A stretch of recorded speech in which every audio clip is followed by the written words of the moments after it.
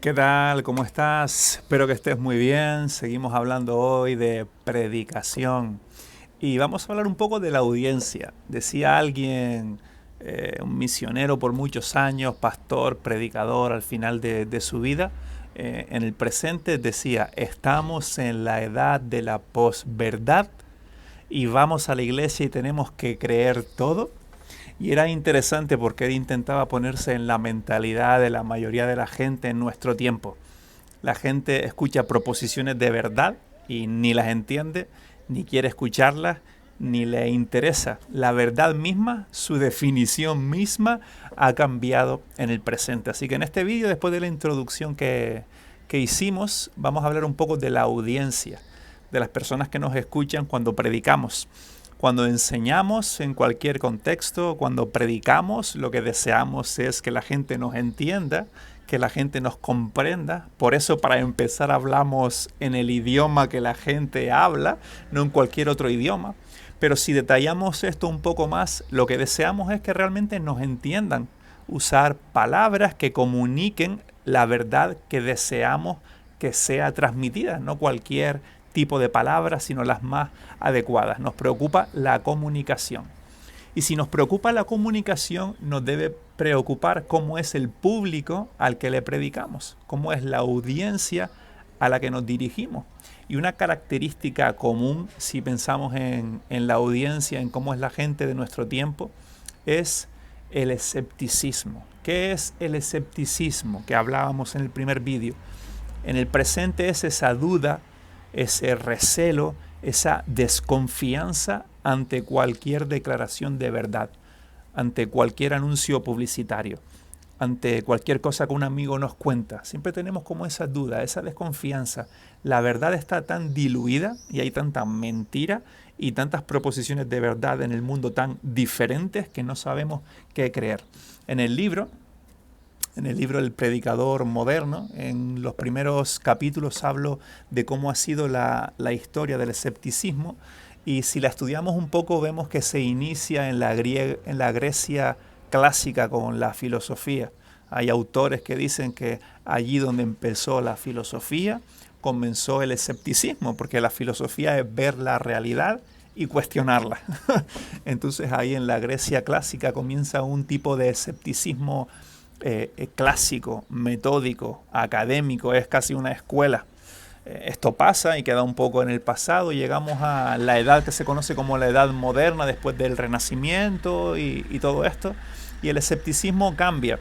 Aún el escepticismo incluye la idea de algo trascendente, la idea de Dios. Si lees a los filósofos de la edad moderna, a Descartes, a Kant, a este tipo de filósofos, aún incluyen la idea de Dios por alguna parte, de alguna manera, ideas trascendentes, verdades absolutas, todavía tienen cabida, pero se sigue desarrollando la duda y el escepticismo. Y en la actualidad, que es lo que nos interesa, ¿qué es el escepticismo? No tiene nada que ver con esto del pasado, sino que es casi indiferencia. Ya no nos interesa lo que es verdad.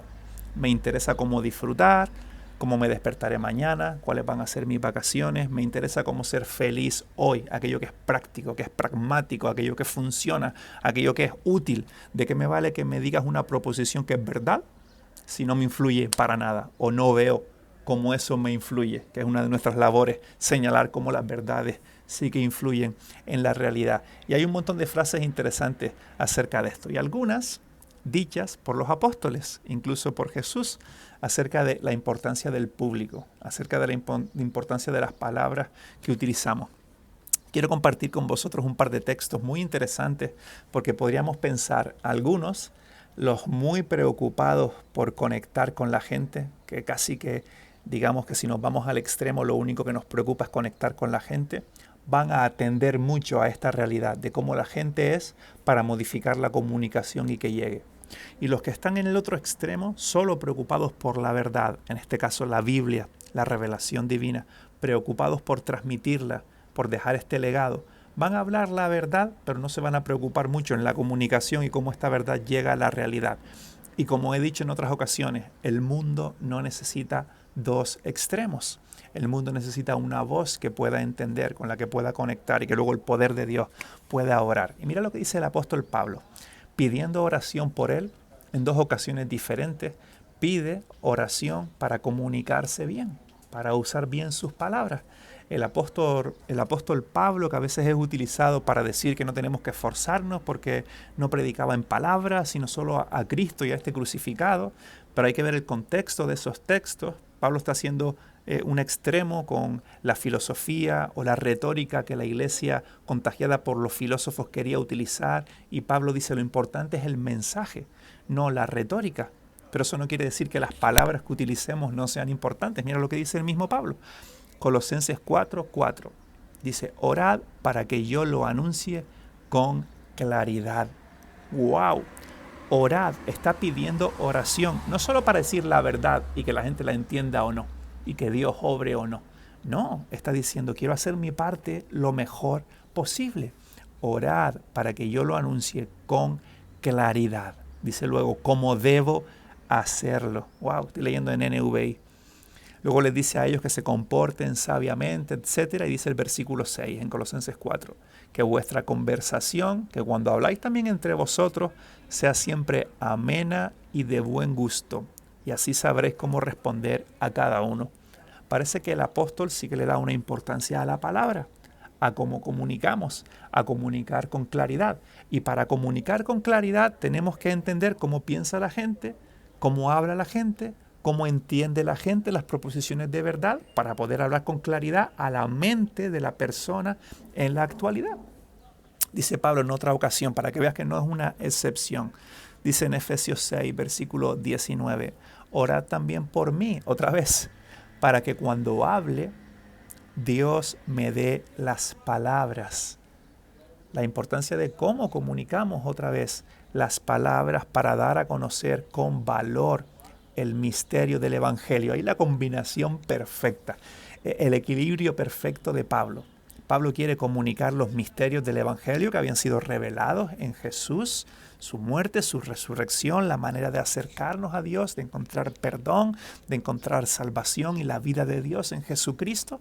Pablo sabe que esa es su tarea, no hay otra tarea más importante, ese es el énfasis, pero las herramientas para transmitir este mensaje son palabras que le den a conocer. La importancia de usar palabras que conecten con la mentalidad moderna para este evangelio trascendente, atemporal, esta verdad atemporal, poder transmitirla a la mentalidad moderna, poder romper todas esas barreras, comunicarnos de manera que la mentalidad moderna nos mire y nos quiera escuchar. Luego lo creerá, no lo creerá, Dios obrará, no obrará, pero que nos escuchen y digan, esta persona habla como alguien del presente, entiende cómo pienso, está intentando romper las barreras de mi pensamiento, se introduce en mi mente, aunque todo esto no sea consciente, ¿no? Dice luego Pablo al final del versículo 20, Efesios 6, orad para que lo proclame valerosamente. Claro que sí, con valor. Y dice al final, como debo hacerlo. Así que vemos que en la Biblia, para el apóstol Pablo, son importantes las palabras. Es importante hablar con claridad, no de cualquier manera, no predicar como una excusa para decir la verdad y quedarnos tranquilos, sino que de verdad, si amamos a la gente, si deseamos que la gente conecte con el mensaje del Evangelio, hablemos de manera que seamos entendibles, que rompamos las barreras, que tendamos puentes que conecten con la mentalidad moderna. Esto no es fácil, no he dicho que sea fácil. Mira un artículo del País muy interesante acerca de cómo pensamos en el presente. Dice Javier Salas escribiendo en El País, no puedes convencer a un terraplanista y eso debería preocuparte. Si hoy no podemos convencer a algunas personas de que la Tierra es redonda, ¿cómo vamos a hablarles de cualquier manera acerca de verdades más trascendentes? Dice el artículo, negar que la Tierra es esférica es el caso más extremo de un fenómeno que define esta época. Aquí el escritor, interpretando la realidad muy bien, dice, ¿qué define esta época? ¿Qué define la mentalidad en el presente, la mentalidad moderna? Recelar de los datos, solo información teórica, desconfiamos rápidamente. Ensalzar la subjetividad, cada cual interpreta la realidad como quiere. Rechazar lo que nos contradice y creer falsedades propagadas en redes. O sea, y nosotros vamos con una verdad, como decía mi profesor, y pretendemos que todo el mundo nos crea con todas esas barreras. Si amamos a la gente, debemos hacer lo posible por romper esas barreras, por mostrar la realidad de la cultura, los defectos de su mensaje, los puntos flacos y mostrar cómo la verdad de Dios satisface de manera más adecuada. Hablábamos hace poco del sexo en la iglesia y el mensaje acerca de la sexualidad bíblico siempre choca con la realidad. ¿Y qué hicimos para intentar romper barreras, conectar con la mente moderna? Empezamos hablando de cómo se entiende en el presente. Vimos artículos en el periódico de ayuntamientos que están preocupados por la sexualidad y cómo las niñas transmiten esta sexualidad y que están intentando hacer algo.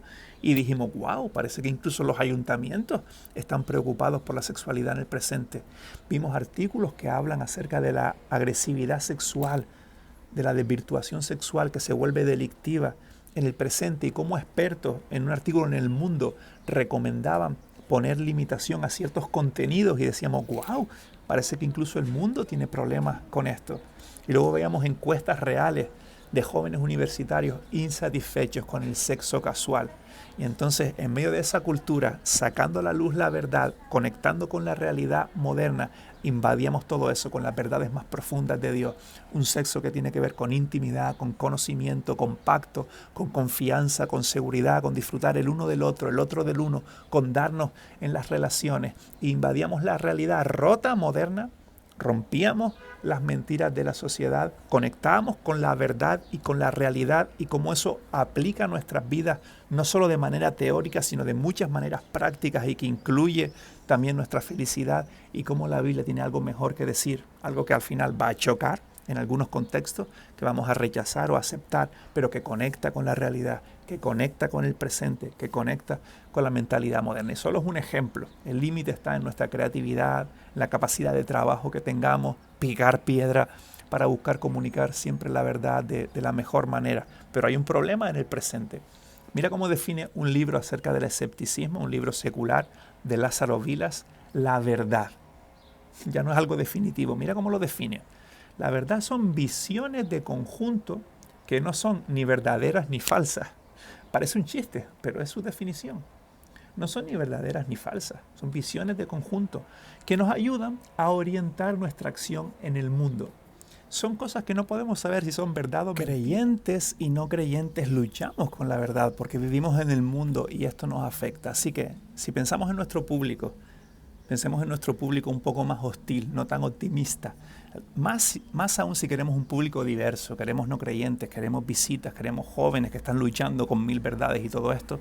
Tenemos un público así y un público que lucha con el escepticismo moderno, que es esta duda, esta indiferencia, este recelo hacia cualquier proposición de verdad. Entonces tenemos que romper barreras, conectar con esta mente y veremos más cosas prácticas acerca de cómo hacerlo, pero a priori tenerlo en cuenta ya es un punto a nuestro favor. Tener en cuenta que el público es escéptico, que el público es diverso.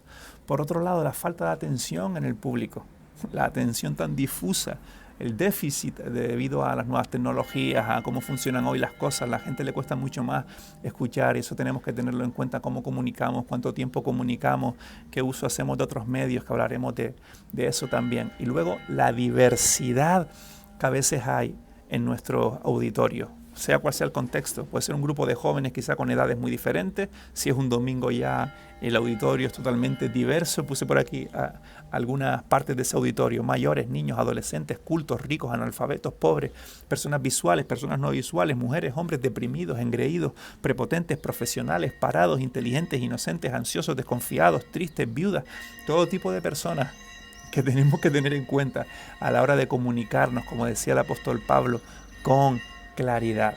Y mira lo que dice Pablo Martínez Vila acerca de la iglesia. La iglesia se ha visto contagiada por los valores de la posmodernidad porque los respira de forma constante, dice. Sin darnos cuenta nos acercamos a la iglesia con una mentalidad moldeada por estos ídolos. Una interpretación de la realidad triste, pero que creo que es muy cierta. Un peligro para la iglesia que merece mención especial es el sincretismo, esa mezcla de cosas, consecuencia natural de la crisis de la verdad. Como decíamos, si la verdad no es tan importante y lo que cuenta son las vivencias, entonces es posible seleccionar. Son las nuevas formas de espiritualidad que en realidad son neopaganismo. Ahí tengo las campanas de la iglesia diciendo que llega al final del vídeo. Tenemos que tener en cuenta nuestro auditorio y hablaremos de qué manera se me han ocurrido a mí tenerlo en cuenta. Seguro que en ti hay mucha creatividad para tenerlo en cuenta, y si amas a las personas, buscar conectar con claridad, como decía el apóstol, usar palabras que conecten con la gente, no solo predicar la verdad para poder darnos una palmadita en la espalda que hicimos lo que teníamos que hacer. No somos tan tristes, amamos un poco más a la gente y queremos hacernos entender, comunicar con claridad, que a la gente de alguna manera le apetezca escucharnos. Luego, rechace o no rechace lo que les decimos, tener en cuenta cómo piensa y cómo es la persona en el presente a la hora de comunicar. Seguiremos hablando de estas cosas en otros vídeos. Ya te dejo por hoy. Hasta luego. Que vaya muy bien.